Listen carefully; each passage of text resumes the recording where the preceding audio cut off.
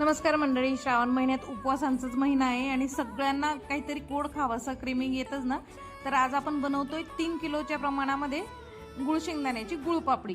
शेंगदाणे आणि गुळ कॅल्शियमचा भरपूर खजिना असतो.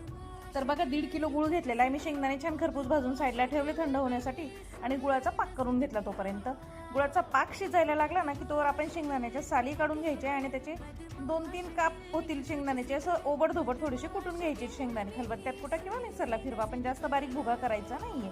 छान पाक कडक झाला एकदम की गोळी बांधली इतपत पाक करायचा आहे कडक. आणि मग त्याच्यामध्ये शेंगदाणे परतून घ्यायचे छान आपले.